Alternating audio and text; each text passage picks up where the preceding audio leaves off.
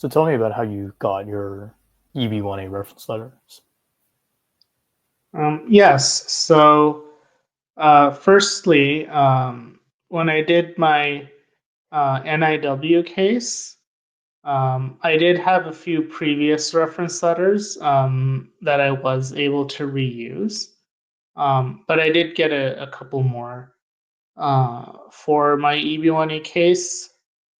So, the main thing was uh, that my lawyer, he kind of gave a template to, say like how the letter should be structured. And then, um, beforehand, while I was preparing for the case and writing down all of my work, I was in contact with, my professors, my managers, some of my colleagues.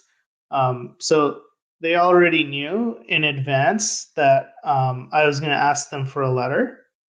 So when the time came, like they were sort of like prepared, and then I gave them the template from the lawyer, and so they wrote down uh, their thoughts and their opinions about me, signed it, and then used that letter, took it back to my lawyer. Uh, we made some adjustments to it to make sure it had like the right language. And then yeah, so that was kind of like overall how I got my letters. So what changes did you have to make to the initial versions of those letters?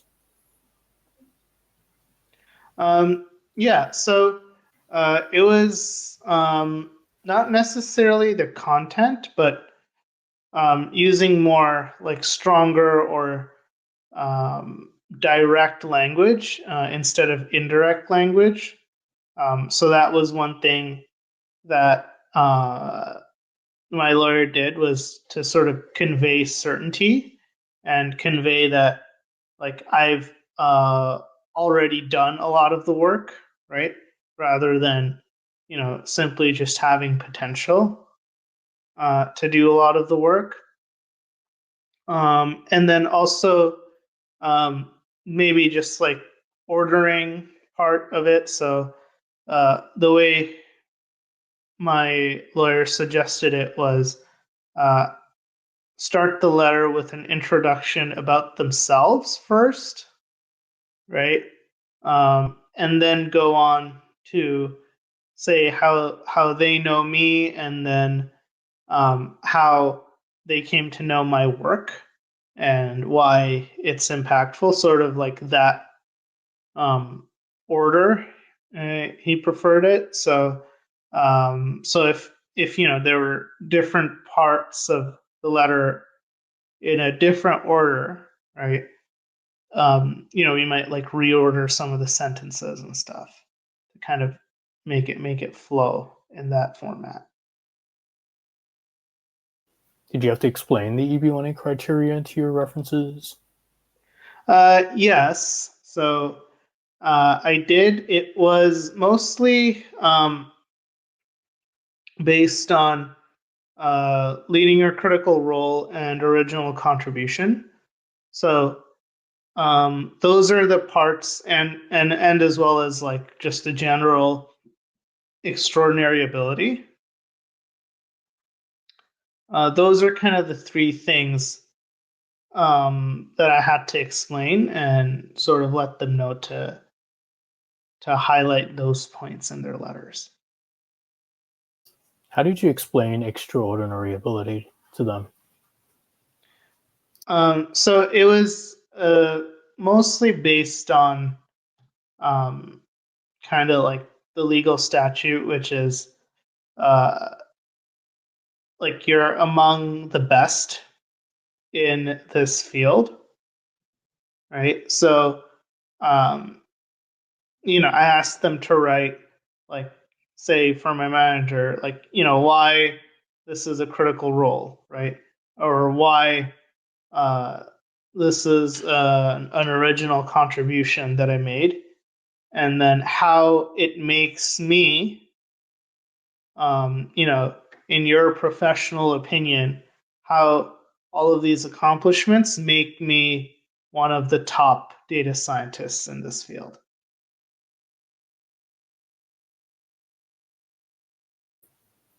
And how did you explain the other criteria? So the other criteria, it was more just like directly what it is.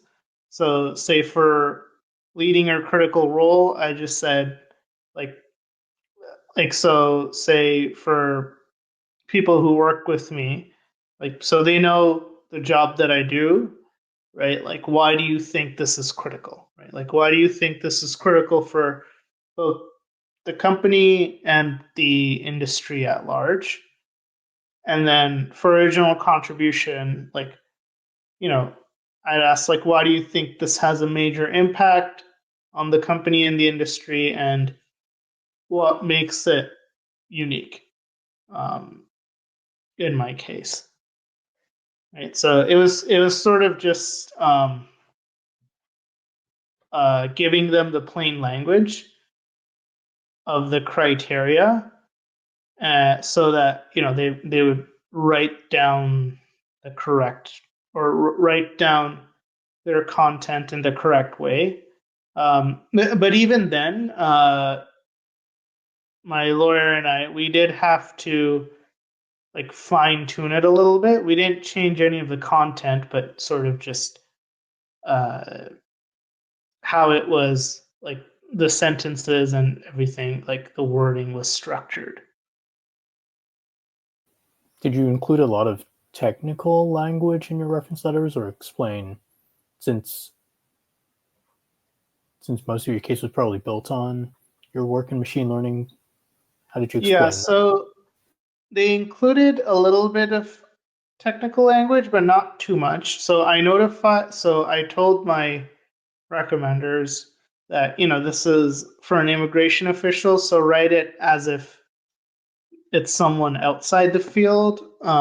So that part they were relatively good with.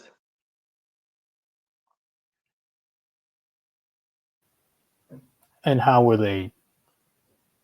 did they manage to break things down to a level where someone outside the field could have understood what they were saying? Um, it was essentially just breaking things down into the most important chunks. So, say if I created a model like or something like that, maybe just like the technical part, just like the data science ML part, uh, just keep that as something summarized, right? Um, not go into too much of the nitty gritty on that, but expand more on the impact, right? Like what impact did this model or did my work have? Uh, go more into detail on that, but just only have the highlights or sort of the most important points for like the what portion of my work.